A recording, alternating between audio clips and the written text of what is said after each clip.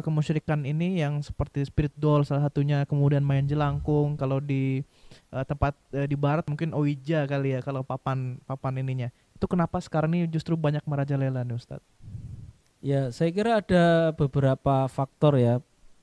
Yang paling utama itu karena ada 3 faktor ya. Yang pertama itu kelemahan dalam akidah Islam. Yang kedua itu kurangnya atau lemahnya amar ma'ruf nahi mungkar atau kontrol sosial di tengah masyarakat. Dan yang ketiga itu memang tidak ada sanksi dari negara. Jadi 3 faktor ini saya kira yang berakumulasi membawa munculnya fenomena-fenomena kemusyrikan seperti spiritual itu. Jadi lemahnya akidah ya. Misalnya ya, kalau orang muslim itu akidah Islamnya itu benar. Tidak mungkin orang muslim itu yang akidahnya benar itu meyakini ada nyawa pada boneka, itu enggak mungkin. Karena orang muslim yang akidahnya benar, dia itu yakin, dia itu iman bahwa ketika orang itu meninggal, nyawanya itu tidak mungkin ada nyawa itu gentayangan kemudian menjadi hantu-hantu yang bermacam-macam, ada kuntilanak macam itu tuh enggak ada, itu bukan nyawa yang bergentayangan, itu enggak ada. Nyawa manusia itu ketika dia sudah mati itu ada di alam barzakh.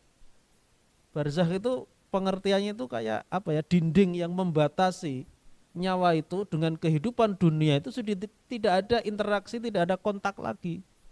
Kecuali sangat terbatas seperti kata Ibnu Qayyim al-Jauziyah, itu hanya dalam mimpi saja gitu.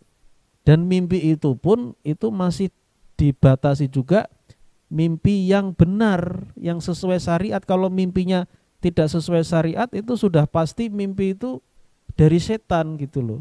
Misalnya ada orang yang mimpi ketemu arwah seseorang yang sudah meninggal. Tolong pindahkan aku Pak dari tempat kuburku.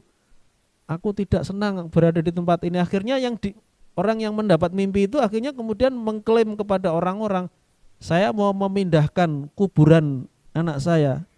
Karena anak saya berpesan ke dalam mimpi minta dipindahkan kuburannya. Itu enggak bisa, karena memindahkan seseorang yang sudah dikubur itu enggak boleh, hukumnya haram.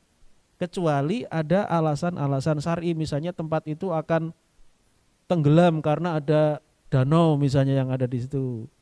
Terus anaknya berpesan lewat mimpi, nah itu bisa dianggap mimpi yang benar. Tapi kalau tidak ada alasan syar'i, mungkin hanya ya semacam perselisihan saja, tapi tidak sampai kepada alasan syar'i yang membolehkan pemindahan jenazah itu ya, itu berarti mimpi yang batil, nggak bisa. Nah jadi seperti itu. Jadi ini kelemahan individu dalam keimanan gitu. Kemudian yang kedua itu lemahnya amar ma'ruf nahi mungkar gitu. Harusnya media massa misalnya ya, media massa itu punya sikap kritis dong gitu. Tapi saya melihat itu kalau media massa cenderung mengeksploitasi berita-berita semacam itu untuk keuntungan media sendiri.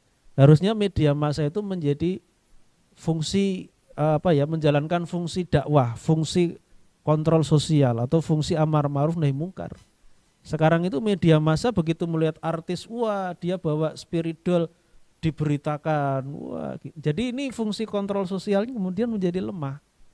Nah yang ketiga itu faktor yang membuat maraknya fenomena seperti ini ya karena memang negara itu tidak memberikan sanksi apa-apa gitu.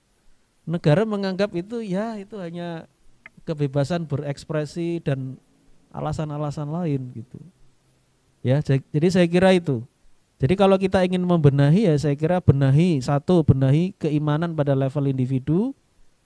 Kemudian yang kedua benahi atau kita bangkitkan amar ma'ruf nahi mungkar di tengah-tengah masyarakat, khususnya ini menurut saya media ya, media. Kemudian juga para ulama. Saya kira sekarang ini kalau untuk fenomena spiritual ya itu sudah banyak yang memberikan kritikan ya dari berbagai macam kelompok Islam ya, para intelektual, para ulama sudah banyak yang mengkritisi gitu.